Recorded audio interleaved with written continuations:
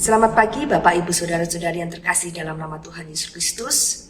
Kembali kita bertemu di dalam sekolah minggu Gereja Baptis Efrata, kelas remaja sampai dengan senior.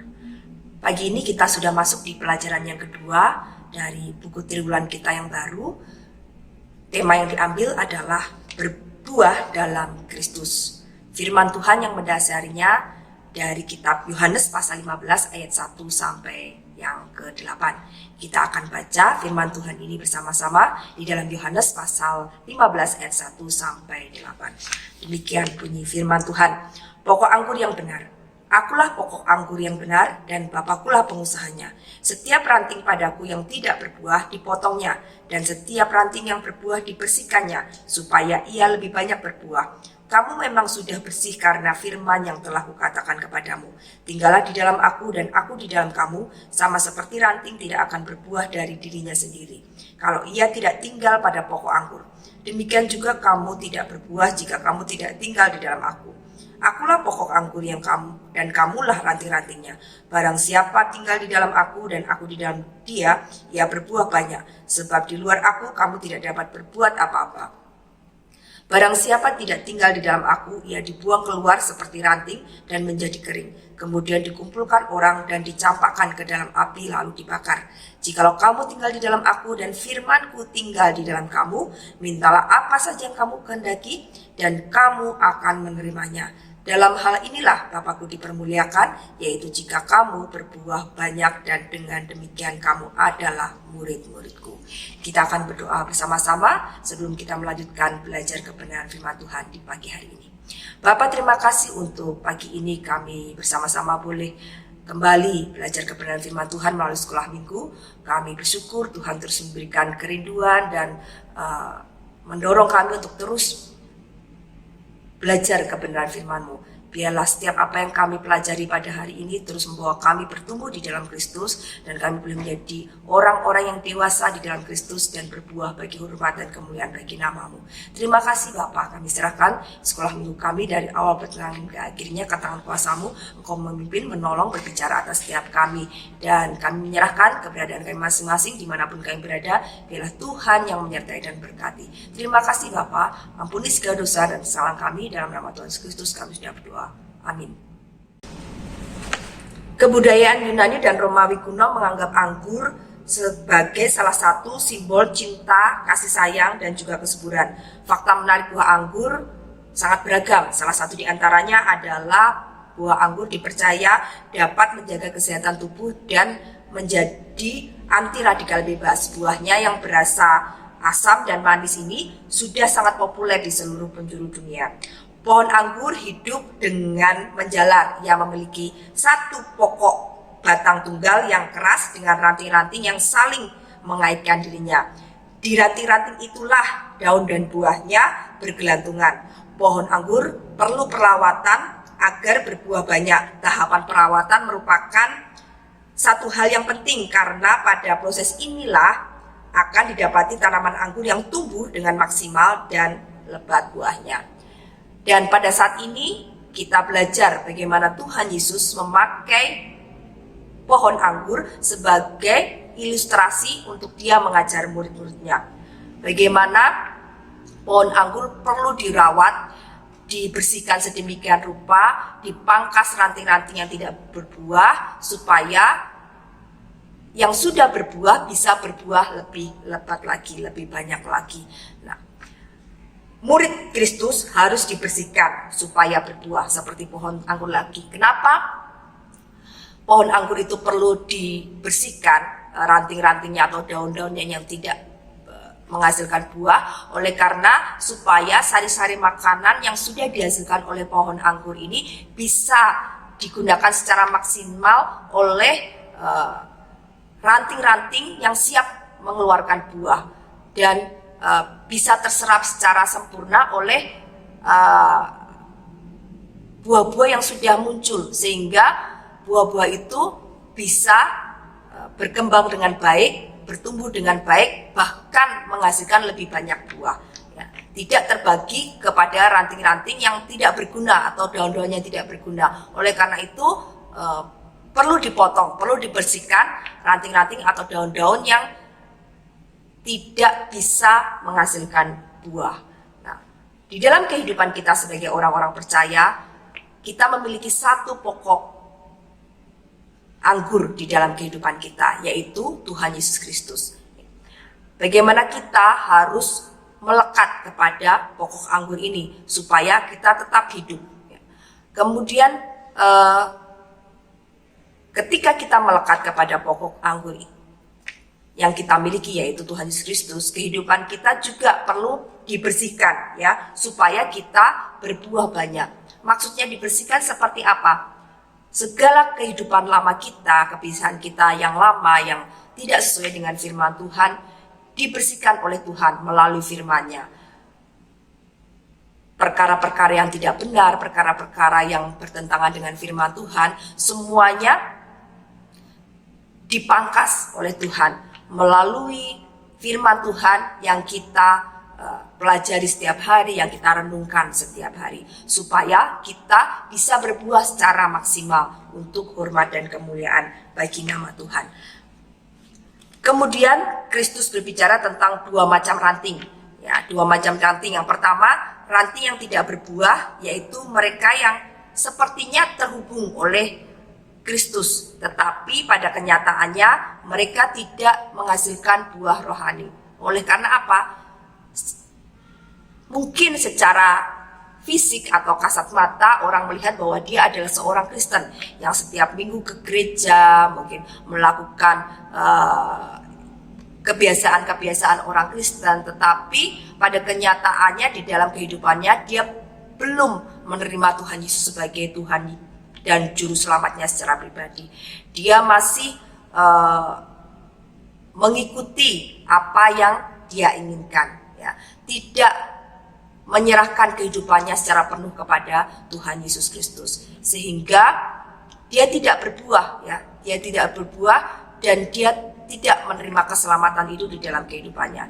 Jadi jangan berpikiran bahwa ketika kita setiap minggu ke gereja, mungkin kita ada yang sudah lama dari kecil menjadi seorang Kristen, melakukan kebiasaan-kebiasaan orang Kristen, bahkan mungkin mengambil pelayanan, tetapi ketika kita tidak menyerahkan hidup kita sepenuhnya kepada Kristus dan menjadikan Kristus sebagai Tuhan dan Juru Selamat kita secara pribadi, maka kita tidak akan menerima semua keselamatan itu di dalam kehidupan kita, ya. Yang terpenting adalah iman kita kepada Tuhan Yesus Kristus, ya. Segala kebiasaan-kebiasaan atau tata cara ibadah dan lain sebagainya itu tidak bisa menyelamatkan. Perbuatan baik kita mentaati kebenaran firman Tuhan dengan sungguh-sungguh, selama kita tidak mengakui Tuhan Yesus Kristus sebagai Tuhan dan Juru Selamat kita secara pribadi dan menyerahkan hidup kita sepenuhnya kepada Tuhan Yesus Kristus, menjadikan Dia Tuhan dan Juru Selamat kita, maka keselamatan tidak akan kita terima. Kita layaknya seperti ranting yang melekat kepada pokok tetapi tidak berbuah, dan pada akhirnya kita menjadi kering dan akhirnya dibakar, ya. Jadi mari kita lihat lagi di dalam kehidupan kita, apakah kita sudah menyatakan iman kita kepada Tuhan Yesus Kristus. Karena bukan perbuatan baik kita, bukan apa yang kita lakukan di dalam gereja melayani dengan luar biasa, itu tidak semuanya tidak menyelamatkan. Tetapi yang menyelamatkan adalah iman kita di dalam Tuhan Yesus Kristus. Nah, ketika seseorang itu beriman kepada Tuhan Yesus Kristus, yang dalam ilustrasi ini dia melekat kepada Tuhan Yesus Kristus, kepada pokok anggur yang benar, maka pastilah dia akan berbuah. Tidak mungkin tidak berbuah, pasti berbuah. Oleh karena itu, ketika kita menyatakan iman kita kepada Tuhan Yesus Kristus dengan sungguh-sungguh, dengan sepenuh hati kita, dan menjadikan Dia Tuhan dan Juru Selamat kita secara pribadi, maka buahnya pasti akan bisa dirasakan oleh orang-orang di sekitar kita. Saya sering mengatakan kepada murid-murid saya bahwa suatu hal yang bohong ketika kita mengaku percaya kepada Tuhan Yesus Kristus, tetapi kita menjadi pribadi yang masih memelihara apa yang kita lakukan di masa-masa sebelum kita percaya kepada Yesus Kristus. Kadangkala perubahan yang kita alami atau buah yang kita hasilkan tidak kita sadari. Tetapi yang menyadari siapa? Orang-orang di sekitar kita. Yang mungkin dulu kita pemarah, yang mungkin dulu kita adalah seorang pembohong. Tetapi ketika kita menyerahkan hidup kita secara penuh kepada Tuhan Yesus Kristus dan menjadikannya sebagai Tuhan dan Juru Selamat kita secara pribadi, kita tidak merasakan, ternyata kita tidak lagi menjadi seorang pemarah. Kita tidak lagi menjadi seorang pembohong. Ya, orang melihat perubahan itu. Itu oleh karena siapa? Oleh karena Roh Kudus yang ada di dalam kehidupan kita, yang mengubah kehidupan kita dan akhirnya kita bisa menghasilkan buah bagi Tuhan. Nah, hal yang kedua adalah ranting yang berbuah, yaitu mereka yang sungguh terhubung dengan Kristus dengan menghasilkan buah rohani dalam hidupnya. Inilah orang-orang Kristen yang sebenarnya. Bagaimana mereka beribadah, mereka melayani, bukan untuk mencari, bukan untuk apa ya istilahnya, mencari keselamatan ya, karena dia tahu bahwa keselamatan itu sudah ada pada dirinya. Oleh karena itu, sebagai ungkapan syukurnya, sebagai ungkapan sukacitanya oleh karena keselamatan yang sudah mereka terima, mereka melayani Tuhan, mereka setia kepada Tuhan, mereka melakukan apapun yang terbaik bagi Tuhan sebagai ungkapan syukur, bukan untuk mengejar keselamatan. Karena mereka tahu bahwa mereka sudah menerima keselamatan itu. Itulah yang seharusnya terjadi dalam diri kita. Kita beribadah, kita melayani, kita memberikan persembahan dan perpuluhan, bukan untuk mengejar keselamatan. Tetapi oleh karena ungkapan syukur kita, oleh karena rasa terima kasih kita yang begitu besar, karena Tuhan sudah rela mati bagi kita untuk menebus dosa-dosa kita, menggantikan segala hukuman yang harus kita jalani dengan mati di atas kayu salib. Betapa kita tidak bersyukur, betapa kita tidak berterima kasih atas pengorbanan Tuhan kita Yesus Kristus. Oleh karena itu, Roh Kudus menolong kita melakukan semuanya itu. Kita beribadah dengan setia, kita berdoa, belajar kebenaran firman Tuhan, melayani Tuhan. Oleh karena kita memandang kasih Kristus yang sudah diberikan di dalam kehidupan kita. Jadi kita sebagai anak-anak Tuhan, sebagai murid-murid Tuhan harus dibersihkan supaya berbuah banyak. Saat terjadi pembersihan memang tidak menyenangkan, kadang sakit ya, kadang membuat kita terluka. Karena kita bayangkan saja ketika ranting itu harus dipotong, pasti akan terasa sakit ya. Demikian pula di dalam kehidupan kita, ketika Tuhan membersihkan kehidupan kita dari perkara-perkara yang tidak benar, mungkin kebiasaan-kebiasaan lama yang sudah kita bawa dari kecil dan itu tidak sesuai dengan firman Tuhan, kita harus melepaskan itu. Kadang-kadang terasa sakit, kadang-kadang terasa tidak enak, ya. Tetapi itulah yang harus terjadi supaya kita menjadi murid-murid yang terus berbuah dan berbuah lebih dan lebih lagi untuk kemuliaan nama Tuhan. Jadi ketika kita diproses oleh Tuhan dengan sesuatu hal yang menyakitkan, mari kita berserah kepada Tuhan dan kita melihat bahwa Tuhan sedang membentuk kita menjadi seseorang yang luar biasa. Ya. Seperti pohon anggur, ketika dia dipotong, dipangkas, dibersihkan, mungkin tidak mengenakan, menyakitkan, tetapi pohon anggur itu tahu bahwa itu dilakukan demi kebaikannya, supaya dia bisa berbuah lebih lebat lagi dan menyenangkan yang empunya pohon anggur itu. Mari kita bersama-sama, ketika Tuhan sedang membentuk kita, Tuhan sedang membersihkan kita, kita berserah kepada Dia. Kita mengatakan, Tuhan, apapun yang Kau inginkan untuk aku lakukan, apapun yang Kau ingin lakukan untuk kehidupanku, supaya aku menjadi pribadi-pribadi yang berbuah banyak bagi Engkau, lakukan itu Tuhan di dalam kehidupanku. Beri kekuatan bagiku untuk melalui semuanya itu, yang mungkin kadang menyakitkan, yang mungkin kadang tidak mengenakan bagiku. Mari kita berserah kepada Tuhan. Ketika Tuhan membersihkan kita, Tuhan membantu kita dengan caranya sesuai dengan kehendaknya, yakin dan percayalah pada akhirnya nanti kita akan menuai sesuatu hal yang luar biasa yang bahkan tidak kita pikirkan dan bayangkan. Semuanya untuk kebaikan kita, dan lebih lagi untuk hormat dan kemuliaan bagi nama Tuhan. Murid Kristus harus tinggal dalam Kristus supaya berbuah. Tadi kita membaca bahwa ketika ranting itu tidak menempel lagi kepada pokok anggur, maka dia akan menjadi kering. Ya. Tidak ada sari-sari makanan, tidak ada air yang bisa dia terima, karena pokok anggur itulah yang menjadi jalan, ya. Jadi dari akar biasanya kan akar itu akan menyerap sari-sari makanan, air, dan berbagai hal yang dibutuhkan oleh tanaman untuk bisa bertumbuh. Nah, ketika dia sudah diserap oleh akar, maka dia akan dialirkan ke bagian-bagian tumbuhan yang lain melalui batang utama. Yang di sini kita belajar, yaitu batang utamanya adalah pokok anggur itu. Ya. Ketika ranting itu terpisah dari pokok anggur, maka dia tidak lagi bisa menerima asupan sari-sari makanan, air, dan unsur-unsur yang dibutuhkannya untuk bertumbuh dan berbuah. Pada akhirnya dia akan kering dan mati. Ya. Kita bisa perhatikan ketika kita punya tanaman buah-buahan atau mungkin ya tanaman apa saja ya, ketika kita memotong tanaman itu dan dia terpisah dari batang utama, maka yang terpotong itu pada akhirnya akan kering dan kemudian ya seperti firman Tuhan ini katakan, kita bakar ya sampah tanaman itu.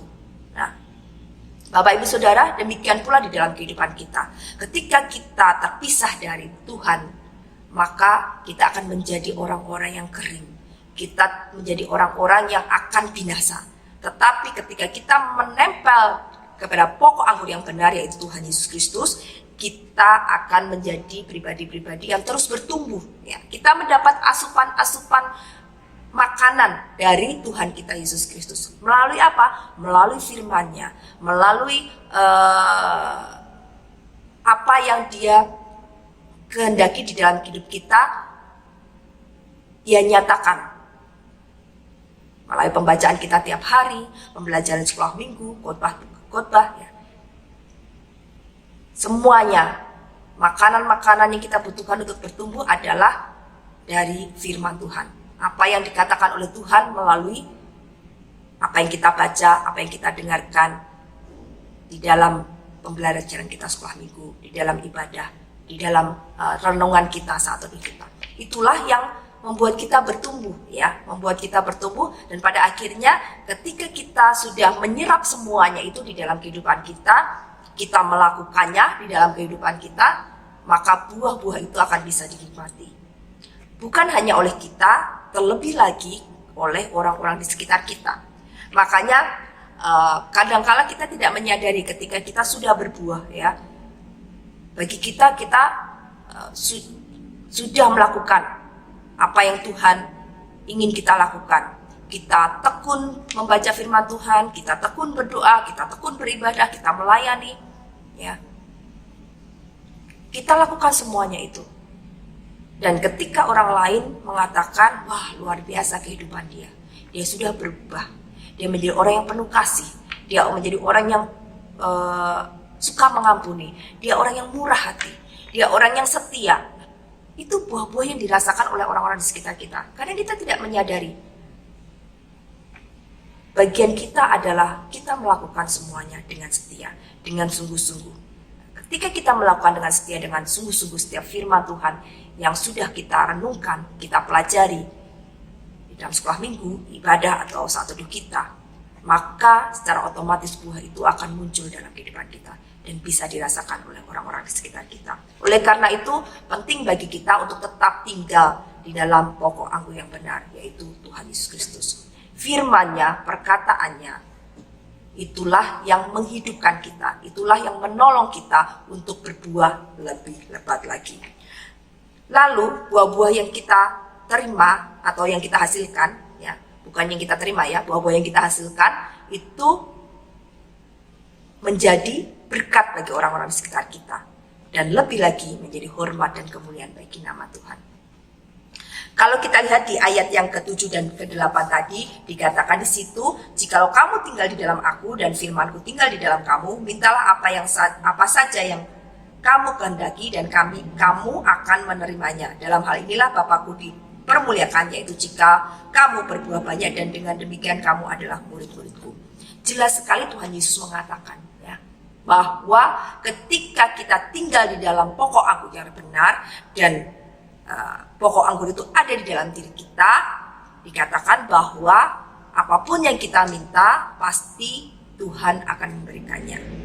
Mengapa demikian? Seringkali orang-orang mengkonotasikan kalimat ini adalah kamu minta apa saja pasti akan dikabulkan oleh Tuhan ketika kamu percaya. Gitu ya. Kita perlu bertanya lagi, apa yang kita minta? Apakah itu sesuai dengan kehendak Tuhan atau tidak? Ketika itu tidak sesuai dengan kehendak Tuhan, maka Tuhan tidak akan pernah menjawab doa kita. Dia akan mengatakan tidak kepada doa kita. Tetapi selama kita berdoa sesuai dengan apa yang Tuhan kehendaki, maka Tuhan akan menjawab ya. Hati-hati, jangan mengambil ayat ini secara terpisah dari bagian-bagian di atasnya. Banyak orang ingin membenarkan dirinya dan menuntut janji-janji Tuhan hanya dengan mengambil sepotong ayatnya. Oleh karena itu kadang ada orang yang udah minta apa aja kepada Tuhan, pasti Tuhan akan memberikan. Tetapi kalau kita baca ayat tadi dan bagian-bagian di atasnya, kalau Tuhan akan menjawab doa kita ketika kita apa? Ketika kita hidup di dalam Dia, menempel di dalam pokok anggur yang benar. Ketika kita hidup di dalam Tuhan dan Tuhan ada di dalam kita, kita akan tahu isi hati Tuhan. Apa yang harus kita lakukan, apa yang harus kita minta itu tahu. Oh, saya minta A. Ini sesuai dengan kehendak Tuhan. Saya minta A Tuhan. Ya. Ketika kita mau minta B, sepertinya Tuhan tidak berkenan dengan permintaan saya. Saya tidak jadi mengajukan permintaan ini kepada Tuhan. Saya mending mengajukan permintaan A yang sesuai dengan kehendak Tuhan. Ya. Jadi, mari kita bersama-sama. Ketika kita merenungkan firman Tuhan, merenungkan ayat, kita lihat konteksnya supaya kita tidak salah ya, supaya kita tidak salah. Hari ini kita belajar bahwa setiap orang yang tinggal di dalam Tuhan dan firman Tuhan ada di dalam dirinya, dia akan bisa meminta apa saja. Ya. Karena dia tahu apa isi hati Tuhan bagi kehidupannya. Jadi Bapak Ibu Saudara, ketika kita berdoa meminta sesuatu kepada Tuhan dan Tuhan tidak menjawab dengan ya atau memberikan jawaban tidak terhadap doa kita, kita tidak boleh kecewa. Kita perlu lihat lagi apakah yang kita minta sudah sesuai dengan kehendak Tuhan. Apakah yang kita minta untuk kemuliaan nama Tuhan ataukah itu hanya untuk menyenangkan diri kita sendiri, memuaskan diri kita sendiri. Ya, memuaskan ego kita.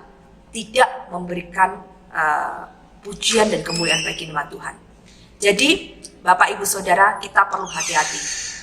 Ya, bagaimana kita berdoa? Ya. Kalau kita ingin doa kita dijawab oleh Tuhan, mari kita selidiki lebih lagi atau ingin mengetahui lebih lagi apakah isi hati Tuhan bagi kehidupan saya. Apa yang dikehendaki Tuhan untuk saya lakukan. Maka kita akan berdoa dengan benar dan meminta dengan benar dan Tuhan akan memberikan jawaban yang luar biasa di dalam kehidupan kita. Pada ayat yang ke-8 tadi jelas sekali bahwa itulah sebab akibatnya ya. Ketika kita meminta kepada Tuhan, saat kita mendapatkan jawaban doa yang kita terima, jawaban doa itu bukan untuk kemuliaan kita, bukan untuk kesenangan kita, tetapi untuk kemuliaan Tuhan. Ketika Tuhan dipermuliakan di dalam kehidupan kita oleh karena apa yang kita lakukan, oleh karena buah-buah kita, maka Tuhan mengatakan kita adalah benar, adalah murid-muridnya. Bapak Ibu Saudara, luar biasa ya pembelajaran kita hari ini. Bagaimana kita diajar oleh Tuhan. Apakah kita sudah benar-benar percaya kepada Tuhan Yesus Kristus dan menjadikan Dia sebagai Tuhan dan Juru Selamat kita secara pribadi. Jika kita belum melakukan itu, mari kita berdoa dan menyerahkan hidup kita kepada Dia. Ya. Karena ibadah, pelayanan, perbuatan baik tidak menyelamatkan. Kita sama saja dengan ranting yang seakan-akan menempel kepada pokok anggur tapi ternyata tidak berbuah. Sehingga kita harus dibuang menjadi kering dan dibakar. Tetapi ketika kita sungguh-sungguh percaya kepada Tuhan Yesus Kristus, menyerahkan hidup kita kepadanya dan menjadikan Dia sebagai Tuhan dan Juru Selamat secara pribadi, ya, Tuhan Yesus Kristus dalam kehidupan kita, tidak mungkin tidak, kita pasti berbuah. Itu sudah, kalau saya katakan itu sudah seperti rumus, ya. Ketika kita menempel kepada pokok anggur yang benar dan kita rela untuk dibersihkan, maka kita akan berbuah, dan berbuah. Ketika orang-orang di sekitar kita merasakan buah kita, maka yang dipermuliakan adalah Tuhan Allah kita. Itu rumusnya, ya. Tidak bisa tidak. Ketika seseorang menempel kepada pokok anggur yang benar dalam artian percaya kepada Tuhan Yesus Kristus, dia pasti berbuah. Ketika buah itu dihasilkan di dalam kehidupan seseorang itu, maka buah itu pasti dinikmati oleh orang-orang di sekitarnya, dan orang-orang di sekitarnya mempermuliakan nama Tuhan. Bapak Ibu Saudara, mari kita menyelidiki hati kita, mengkoreksi diri kita, apakah kita sudah sungguh-sungguh menjadi murid Tuhan yang menempel kepada pokok anggur yang benar, yaitu Tuhan kita Yesus Kristus. Amin. Mari kita berdoa bersama-sama. Bapak, terima kasih untuk pembelajaran hari ini. Biarlah Tuhan, kami boleh diingatkan kepada Tuhan bahwa hidup kami harus senantiasa menempel kepada Engkau, ya. Kami rela dibersihkan supaya kami berbuah lebih banyak lagi. Ketika kami menempel sungguh-sungguh kepada Engkau sebagai pokok anggur kami yang benar, kami terus bertumbuh di dalam Engkau, kami boleh berbuah bagi hormat dan kemuliaan nama-Mu. Dan biarlah buah-buah yang kami hasilkan boleh menjadi berkat bagi orang-orang di sekitar kami, dan lebih lagi menjadi dupa harum di hadapan-Mu, menjadi kesenangan bagi Engkau Tuhan, dan memuliakan nama-Mu. Terima kasih Bapak, terima kasih. Terus sertai kami, bimbing kami, dan Tuhan yang akan terus memelihara dalam kehidupan kami, supaya kami terus bertumbuh menjadi ranting-ranting yang subur, yang kuat, yang berbuah banyak bagi Engkau. Terima kasih Bapa. Ini hidup kami, biarlah Tuhan bekerja secara luar biasa. Dan saat kami memohon kepada Engkau, biarlah kami boleh belajar memohon tidak hanya untuk kesenangan kami, tetapi lebih lagi boleh mendengarkan apa yang Tuhan ingin kami lakukan, apa yang Tuhan ingin kami mohonkan kepada Engkau. Terima kasih Tuhan, terima kasih. Ampuni segala dosa dan kesalahan kami, dalam nama Tuhan Yesus Kristus kami sudah berdoa. Amin. Selamat pagi Bapak Ibu Saudara, Tuhan Yesus memberkati kita semua.